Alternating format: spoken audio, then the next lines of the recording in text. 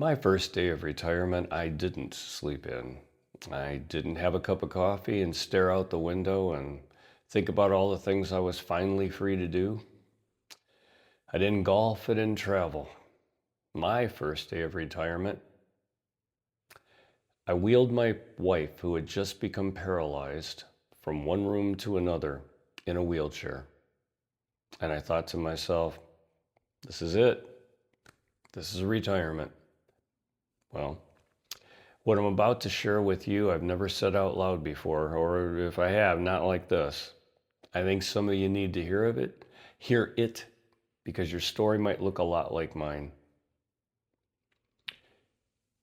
I'll back up, because we have to understand where I ended up, you have to understand where we started. My wife had fibromyalgia and chronic fatigue syndrome for years. If you know anyone who's lived with those conditions, you know it's not a straight line. It's a long, winding road of good days, bad days, and lots of mediocre days. Doctors who help, doctors who don't, of adjusting, readjusting, and you just keep going because you do. One of the things her doctor prescribed for years was prednisone. I'll put that on the screen if I remember. High doses. And they worked, let's be honest. It fixed the symptoms that were the problem. We'll get to the whole thing in a few minutes here. And we trusted it. You trust your doctors, that's what you do. And if you don't trust them, then why go? All right? What none of us knew, what nobody told us, but was actually common, it was well known within the doctor community, but I didn't know it at that time. Long-term high-dose prednisone can cause severe osteoporosis, and it does it silently.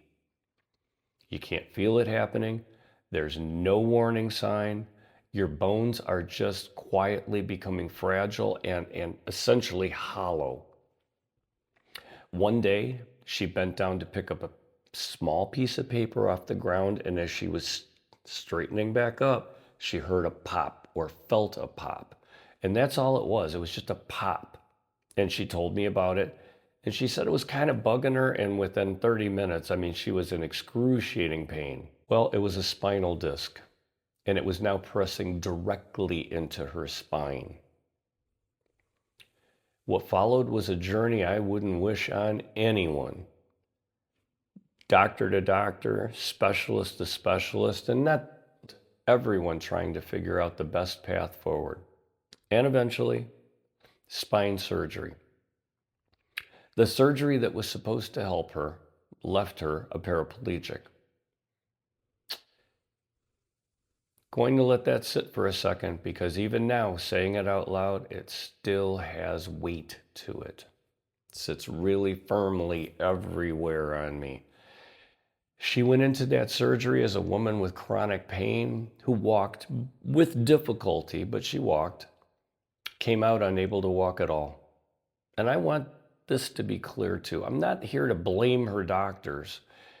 Medicine's complicated, decisions are hard, but our lives, our entire futures, and her future and mine changed on that operating table. And we had to figure out what came next. And what came next was 3 caregivers around the clock. Oh, and me, I had the overnight shift and the weekends, trying to hold it all together. My employer was understanding for a while, and I genuinely appreciated that. But there's a limit to how long a company can accommodate someone whose lives become, let's be honest, unpredictable. Eventually, they set deliverables, goals I needed to meet to stay on with my job. Goals that under normal circumstances would have been completely reasonable. But my circumstances weren't normal. I had 3 professional caregivers, and I was still exhausted. Because caregiving, even when you have help, it gets into your bones. It's not just the physical tasks. It's the emotional weight of watching someone you love lose more and more of the life they used to have. Oh, and let me tell you, the clock doesn't stop at 5 p.m. I sat there looking at the deliverables, wife, and I did the math. It was brutal. I could meet the deliverables or I could take care of my wife, but I could not do both. It was that simple. And that was actually the choice in front of me. And I want you to know, it took about 30 seconds to decide. Some choices, once you understand them clearly, they're not really choices at all.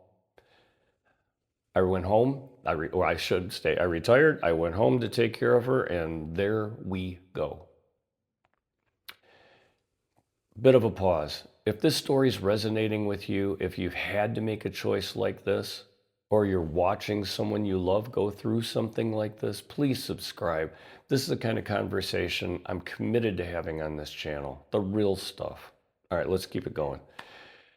The first day of retirement, no transition period, no easing into it, no long goodbye at the office. No, no, no. One day I was an employee with a career and a title and a salary. And the next day I was a full-time caregiver. The 3 professional caregivers were still there. I want to be clear about that. I wasn't doing this alone. And let me tell you, someone who is paralyzed, there's a lot to do. A lot to do. But it was constant. And I was the one that was always there. And there's a difference between helping someone and being someone's person. I was her person. It was what I was supposed to be. I was her husband, for God's sake, right?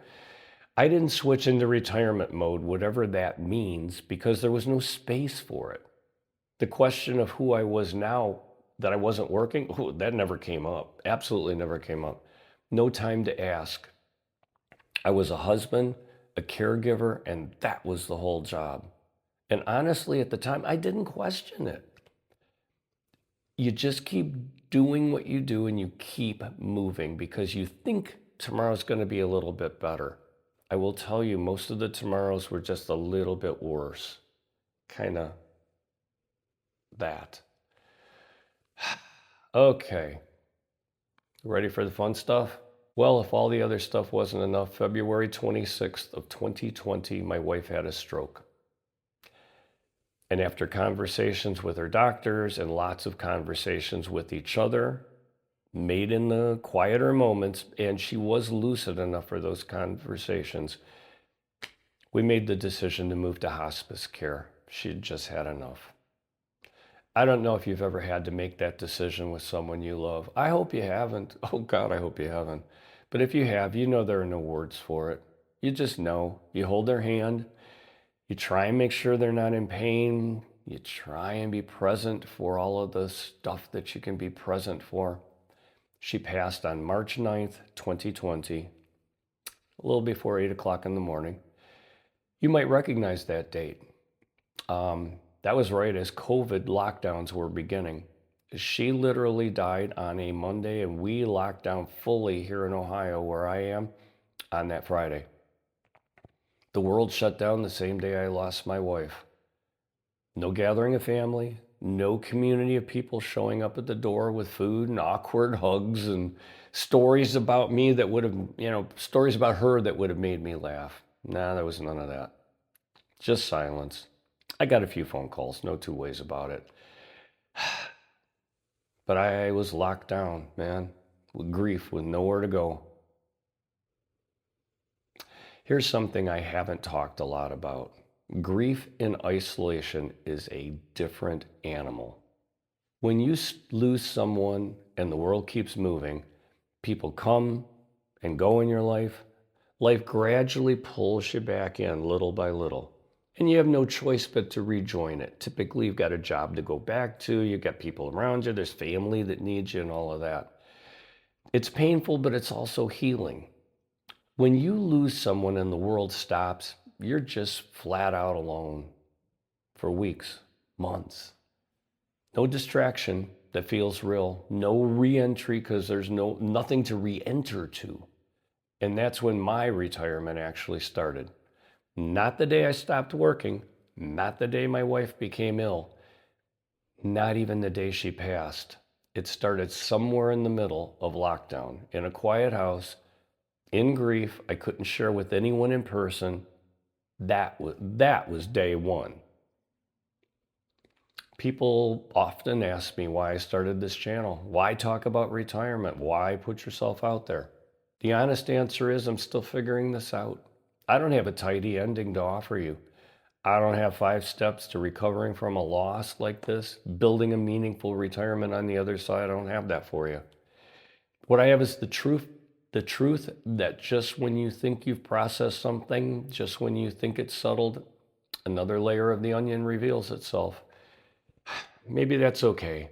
Maybe that's actually what living honestly looks like. I don't know. Maybe making this video removes one of those layers for me. Maybe watching it does something like that for you too. If you carried something like this, a loss, a forced change, a retirement that looked nothing like the dream, I'd ask you to leave a comment, please. Not because I have answers, but because you shouldn't have to carry it alone. I'll see you in the next one.